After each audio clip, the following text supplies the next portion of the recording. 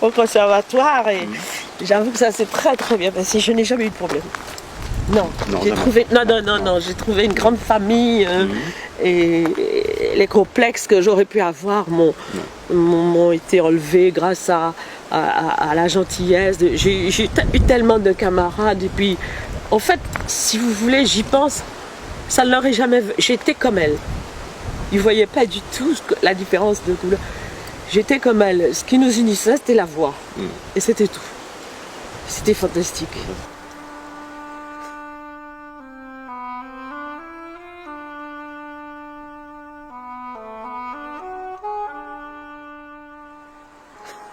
La première fois que j'ai chanté aux États-Unis, pour la première fois, j'ai chanté à Chicago. Mais c'était quand même extraordinaire. La direction de l'opéra ne me considérait pas comme une noire qui arrive. Ils disaient, bon, elle est une artiste française, machin, ça. Et moi, j'essayais d'avoir des contacts, des rapports, qui étaient tout à fait normal, de parler avec ceux qui étaient dans les chœurs et tout. On a tissé des liens. On a quand même, disons, pas mal de choses en commun. Hein? Et bien, la direction dit, mais qu'est-ce qu'elle a, Eda Pierre? Pourquoi elle va voir ces gens-là? Qu'est-ce qu'elle a en commun avec eux? Elle n'a rien. Ce sont des imbéciles. Ils n'ont pas compris. Je dis, comment? Il n'y a rien. Notre passé est commun. Et j'avoue que même, pas à New York, parce qu'à New York, avec mes amis noirs américains, c'est différent de New York, c'est une autre métropole. Mais à Chicago, il y avait des noirs américains qui avaient terriblement de complexes par rapport à moi. Et je ne comprenais rien. Je dis, mais qu'est-ce qu'il va avoir? Et en fait, ils me considéraient, de par mon comportement, j'étais blanche.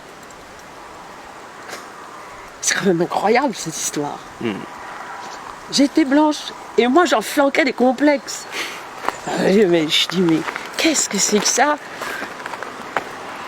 On m'a dit, mais tu ne peux pas comprendre, tu es tellement dégagé, tu vas, tu viens, tu rentres, tu sors. Vous vous rendez compte, j'ai été pour la première fois en 1966, il y avait encore des interdits. Puis j'ai connu Léontine Boise, qui est une femme admirable. Humainement, quand à la chanteuse, j'en parle même pas, parce que c'est un monstre de talent.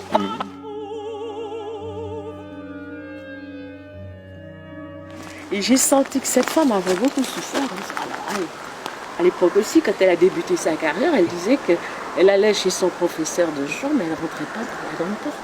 Elle rentrait derrière, comme Marianne Anderson. C'était terrible, vous vous rendez compte d'assumer une chose pareille.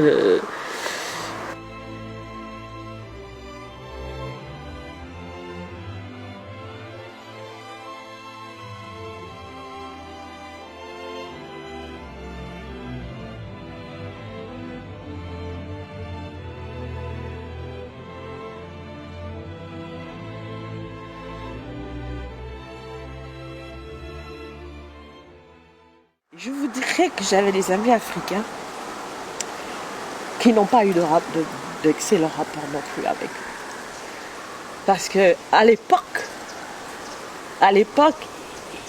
ils étaient, malgré les problèmes, ils étaient américains. Et l'Afrique n'en avait rien à fiche. À l'époque, ils ne voulaient pas entendre parler de ça. C'est après qu'il est arrivé. Black is beautiful, après et tout. J'ai découvert ce qui m'a fait mal. J'ai découvert des noirs américaines, des femmes qui étaient qui mettaient des perruques blondes. Oh, je dis, mais qu'est-ce qu'elles sont? Elles voulaient à tout prix la ressemblance. J'ai dit, mais elles ne s'assumaient pas. C'était terrible. J'ai parlé avec un ami africain, il m'a fait, mais Christiane, c'est drôle ça, ils veulent pas en Afrique. J'ai dit, moi, je ne suis pas africaine, je ne suis plus africaine par l'histoire. Mais mes racines, je les oublie pas.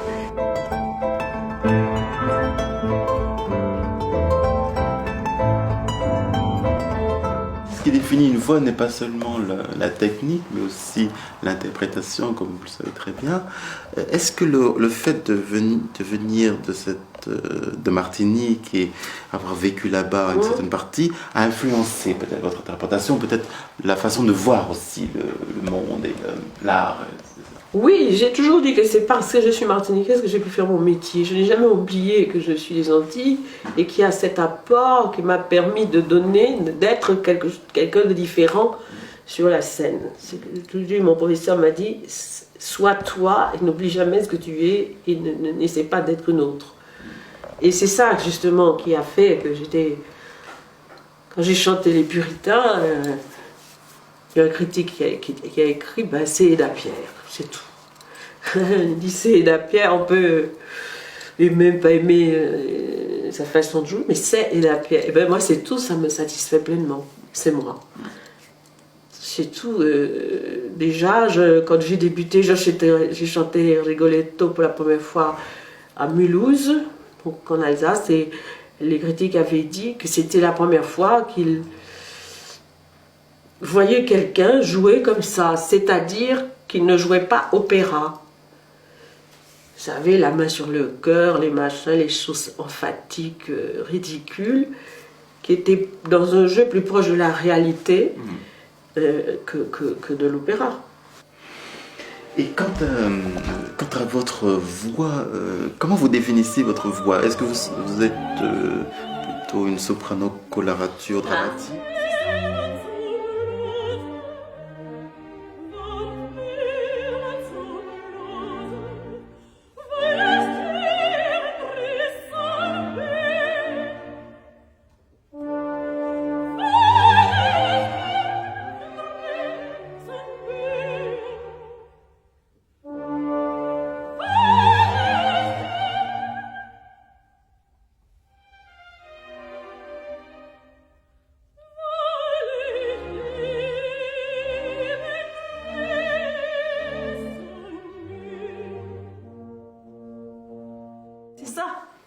Personne n'a jamais défini ma voix.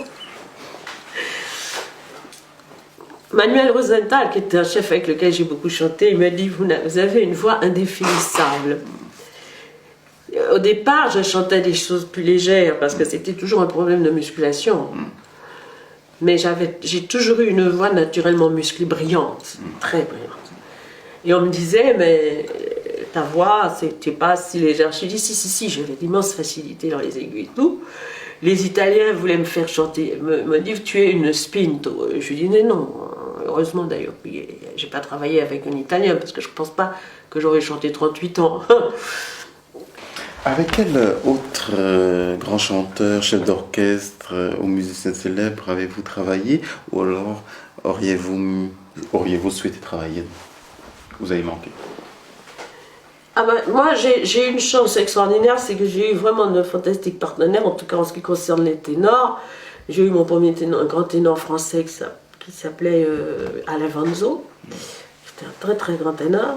Puis après, j'ai eu la chance de chanter avec Domingo, souvent. J'ai chanté avec Pavarotti aussi, j'ai eu les Rigoletto. Donc j'ai chanté aussi, et puis j'ai chanté avec Alfredo Kraus. J'ai eu vraiment 4 grands ténors avec lesquels j'ai chanté. Est-ce que vous avez interprété d'autres répertoires classiques? C'est-à-dire, est-ce que vous avez essayé dans le jazz en France, ou le gospel, ou d'autres choses? Non, je vais vous dire, moi j'ai fait ça pour moi, pour mon plaisir. Il y a des enregistrements ici et tout. J'ai fait ça pour mon plaisir. Mais je vais vous dire une chose, c'est qu'en France, contrairement par exemple à l'Angleterre, où les artistes classiques chantent, peut-être en Allemagne aussi, je ne sais pas, et en tout cas aux États-Unis, où ils chantent de l'opérette, il faut du jazz pour s'amuser, des choses comme ça. En France, si jamais vous vous permettiez de faire une chose comme ça, vous étiez fichu. On dit, elle se disperse, pourquoi elle fait ça, qu'est-ce qui lui arrive? Les rares artistes qui ont essayé de faire ça, ils se sont fait critiquer de façon terrible. Alors, il y a des choses que je n'aurais pas pu faire. Non.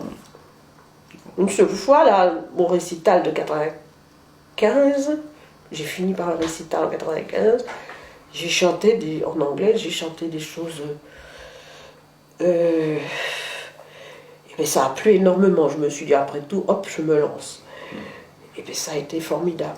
On m'a dit, ah, tu vois, c'est extraordinaire. Pourquoi ça aurait dû être plus souvent? Pourquoi les artistes ne feraient-ils pas ça? Mais j'avais plus rien à risquer. Les choses en France sont... C'est le reproche que je fais. Il y a des qualités exceptionnelles et c'est compartimenté. Il faut faire ça et il ne faut pas faire ça. Si vous faites ça, ça ne va pas.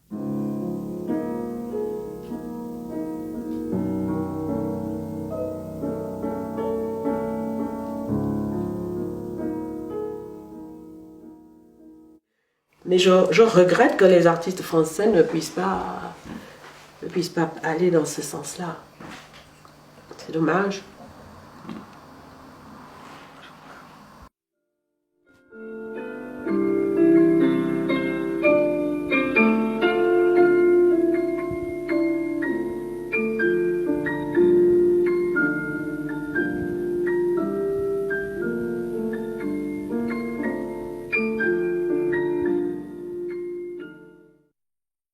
J'aurais une question spécifique par rapport à la langue créole. Si Oui. on considère que, par exemple, des intellectuels en Antilles, maintenant considèrent que la langue créole, ou alors voudrait dire que la langue créole est aussi une langue à part entière, comme la langue française. Oui. Est-ce que d'après vous, il serait possible ou il est possible de chanter l'opéra en langue créole?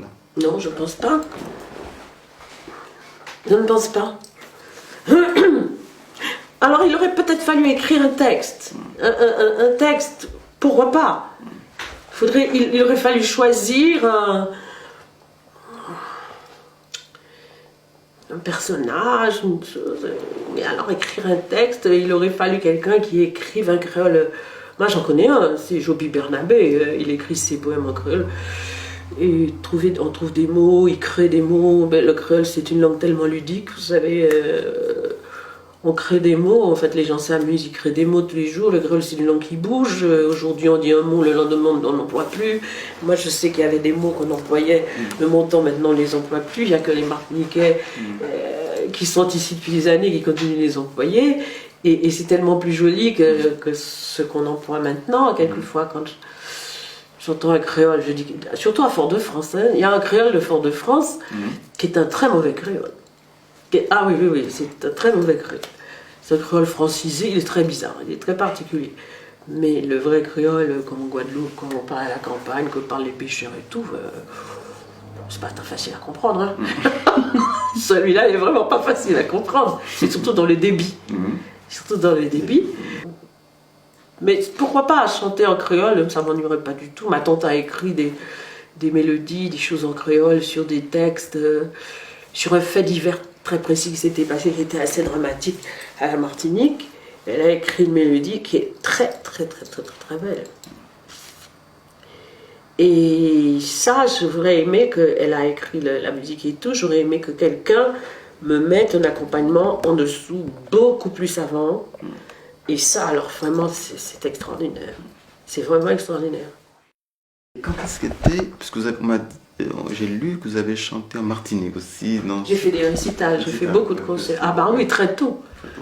Après, dès que j'ai eu mes prix, je suis sortie au conservatoire, tout de suite j'ai fait beaucoup de récitals là-bas. C'était extraordinaire, c'est un public étonnant. Oui, quand quoi il est réceptif, il est passionné, il est quelquefois pas indiscipliné, mais il vit tellement la chose, parce qu'il aime ça. Il vit tellement la chose qu'il hurle, et puis pour peu que vous soyez proche de lui, il est vrai aussi que bon, j'étais la seule à ce moment-là, et je les faisais vibrer, et puis à la fin, je chantais des choses un peu drôles, et tout, il participait. Et alors là, c'était, mais jamais vu ça, des éclats de rire monumentaux dans la salle. Ils s'amusaient parce qu'il y avait des textes que j'avais fait exprès pour les machos martiniquais d'ailleurs. J'avais chanté c'était un texte de Sacha Guitry et c'était une opérette de Reynaldo Hahn. Et j'avais chanté J'ai deux amants. Alors vous pensez que ça les a fait hurler de rire. Parce qu'en plus, quand ils entendent ça, alors, j'ai deux amants, c'est merveilleux.